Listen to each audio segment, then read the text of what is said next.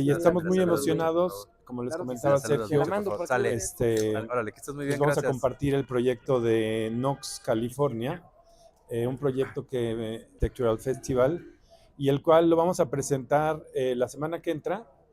Es un festival de arquitectura muy importante, que es muy padre, donde participan despachos, y nosotros participamos en la categoría de retrofit, una categoría que, bueno, tiene que ver mucho con todo lo que hacemos siempre en la presentación que vamos a hacer directamente allá en Miami. Se presenta ante un jurado de arquitectos internacionales y bueno, se hace una selección de proyectos y bueno, ya resultará un ganador, ¿no? Pero bueno, el hecho ya de estar en esta, pues una especie como de final, haber sido nominados, pues es un orgullo y un honor. Y entonces, bueno, pues les voy a pasar esta presentación. Es una presentación breve, ¿no? La exposición es una exposición que debe de durar alrededor entre 10, 15 minutos más o menos. Y bueno, luego hay una sesión como de preguntas y respuestas, ¿no? La presentación se hace en inglés, entonces bueno, haremos la lucha y trataremos de que se entienda lo más posible, para que todos lo entiendan, ¿no? Entonces bueno, arrancamos con la presentación. We're going to talk about MIP Arquitectura. We are MIP Arquitectura, a Mexico City-based architectural studio founded over 20 years ago. Our practice specializes in the restoration, adaptive reuse, and urban recovery of existing and heritage buildings, seeking to give new life to structures that hold cultural and historical value. Most of our work is based in Mexico City, where we focus on revitalizing traditional neighborhoods through contemporary and sustainable interventions. Beyond the capital, our portfolio includes the restoration of historical haciendas in Yucatan and several heritage recovery projects abroad, including Europe and Latin America. At MIP Arquitectura, we believe in architecture as an act of recovery, of memory, of materials, and place. Our project is located in Colonia Insurgente San Borja, a residential neighborhood in Mexico City known for its mid-20th century modern architecture and strong community identity. The intervention transforms an abandoned residential building into a set of offices and medical consults, bringing new life and activity to a structure that had lost its purpose. The core concept of the project is to recover memory, nature, and community through a retrofit approach, preserving what is valuable from the past while reimagining spaces to meet contemporary needs in a sustainable and human-centered way. Initial conditions. Here we have some images of the how we found the building. The story of Knox, California begins with an abandoned mid-century house of about 1,200 square meters, located in Colonia Insurgente San Borja, one of Mexico City's traditional residential neighborhoods. The building had remained unused for more than a decade, failing into a state of severe structural and material deterioration. Its wooden roofs and floors showed visible decay, and the interior spaces had lost their original clarity through a series of improvised additions made over time. Beyond its physical condition, the building represented a broader urban problem, the gradual disappearance of the residential fabric that once defined this area of the city. Many similar houses have been demolished to make way for new developments, erasing collective memory and disconnecting the neighborhood from its natural and architectural heritage. When we first encountered this path, however, we chose identifying which elements could be reinforced and preserved, such as the timber beams, staircases, floors, and outdoors. This is our concept about restoring a ruined building, but about transforming it into a living architecture, capable of hosting new activities and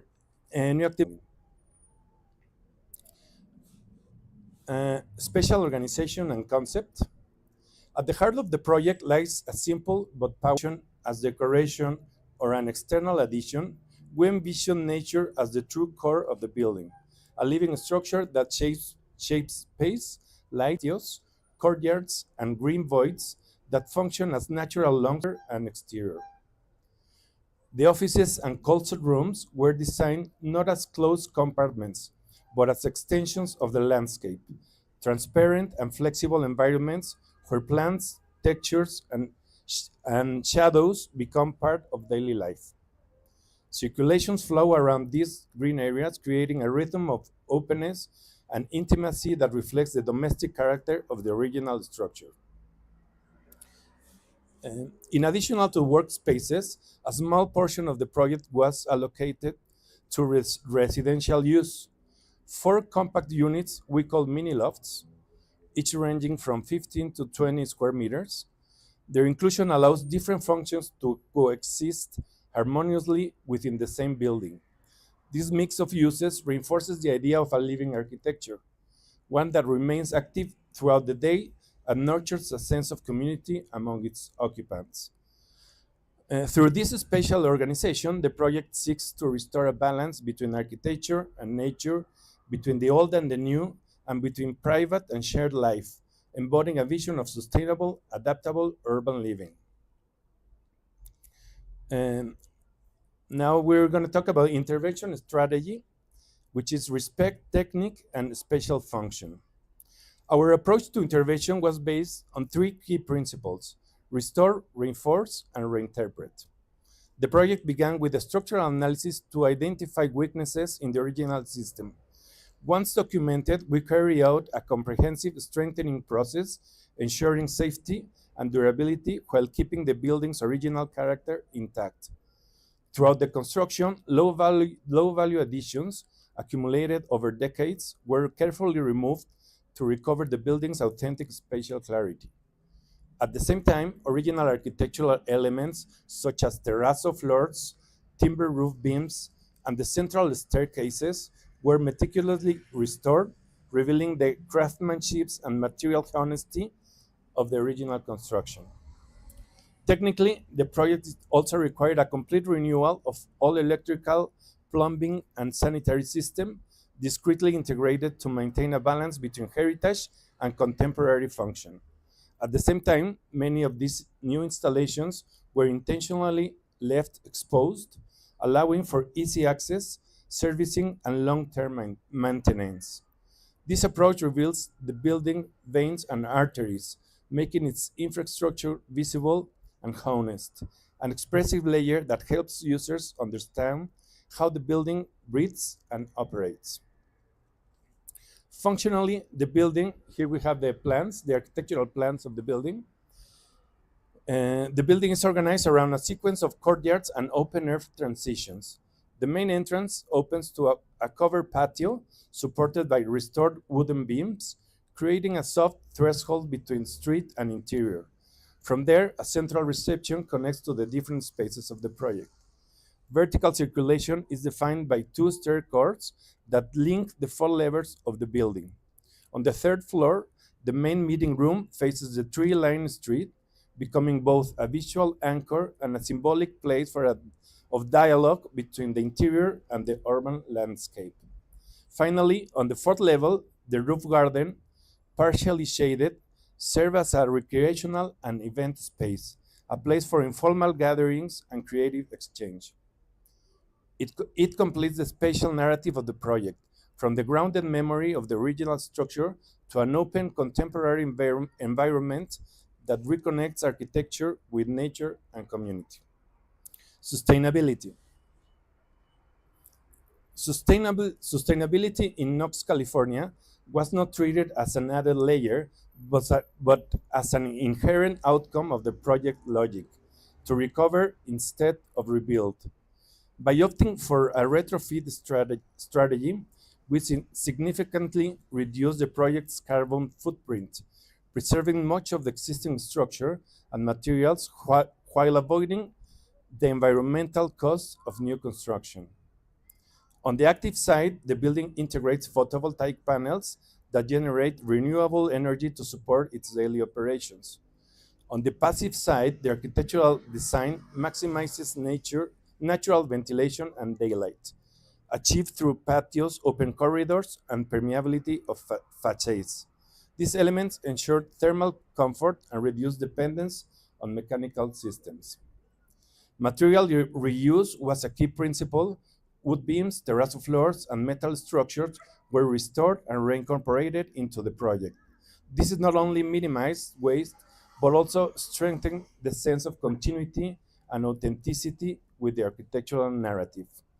Ultimately, sustainability in this project is expressed through efficiency, respect, and permanence, a way of building that honors the past while responsibly addressing the future.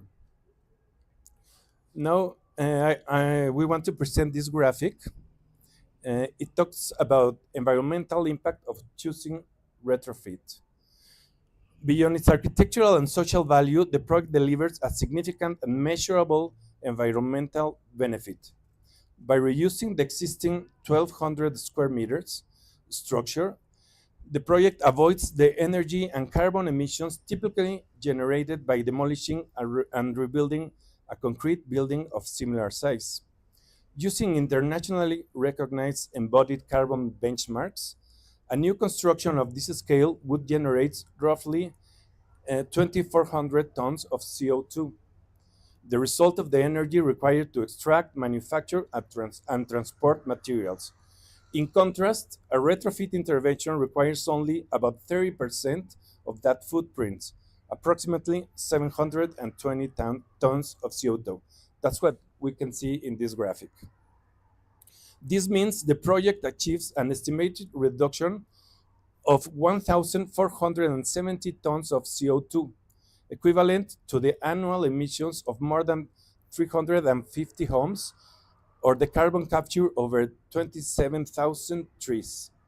These values are based on an average household consumption of 3,500 kilowatt per hour per year and standard emissions factor of 0.00042 tons of CO2 per kilowatt.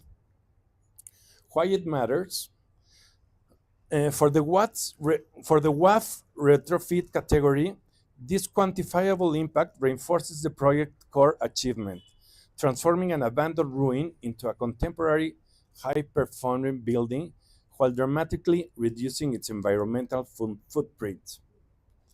By combining heritage recovery, material reuse, and lower embodied carbon, the project aligns with global sustainability standards and demonstrates the power of retrofit as both a technical and an ecological strategy.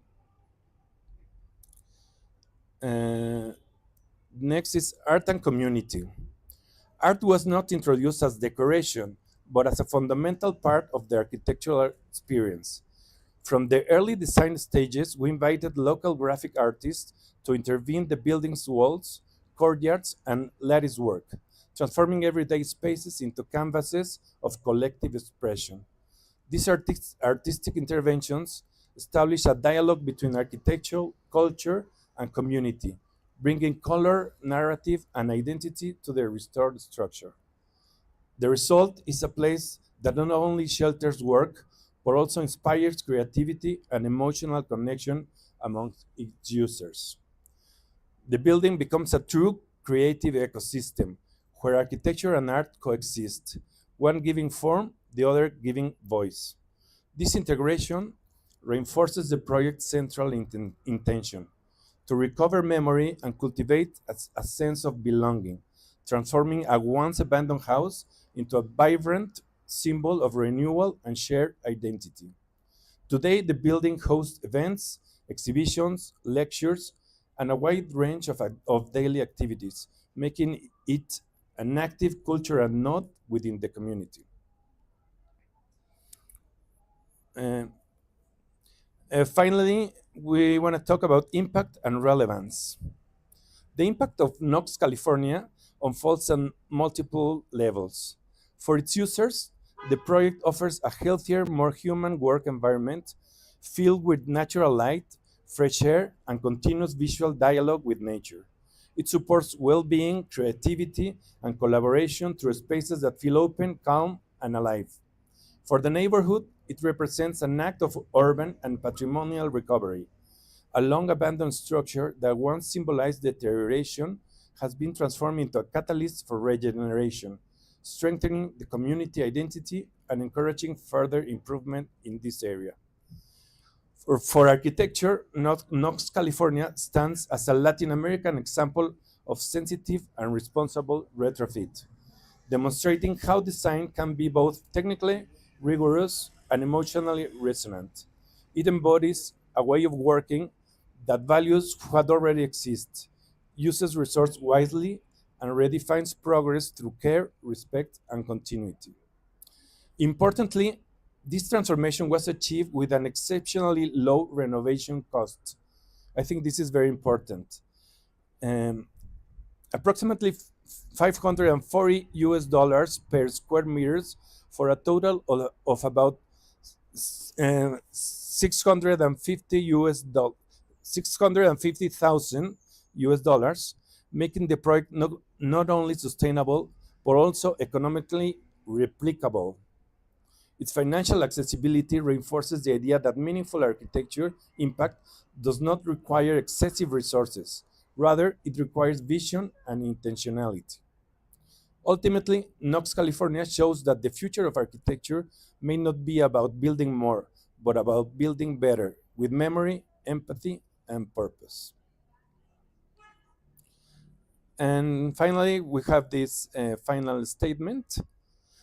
This project is a reminder that architecture's true legacy lies not in creating more, but in giving new life to what was once forgotten, weaving together history, ecology, and community. And that's it. Thank you very much.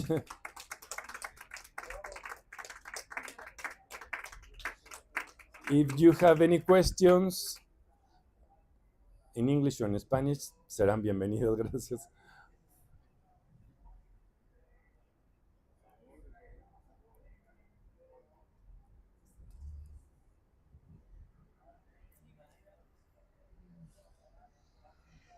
Congratulations, this is a great project. And I would like to know how important are the solar panels to the operation of the building right now? Does it reduces the consume of energy? And how important? Yeah, the solar panels we incorporated in the project were set on the roof garden, and yeah, uh, they fill the need of the building. About 50% of the total consumption of the building is covered by these solar panels. Um, we also see the solar panels not only as a source of energy, but also as an aesthetic and I know something that it's important to show to the users of the building. No? Something that covers from the sun, covers from the rain, and it has like two different uses. No? So that's why we incorporated the panels. No? I've got another question. Yeah. How expensive is to build with this retrofit technique instead of building from the very beginning? I mean, how much do you save Mhm. uh, Yeah, using retrofit? yeah. Here in the presentation, uh, we talked about how much it cost the total renovation of the building. We have a number here that uh, we spend approximately 540 US dollars per square meter. That's about in pesos about 10,000 pesos. No?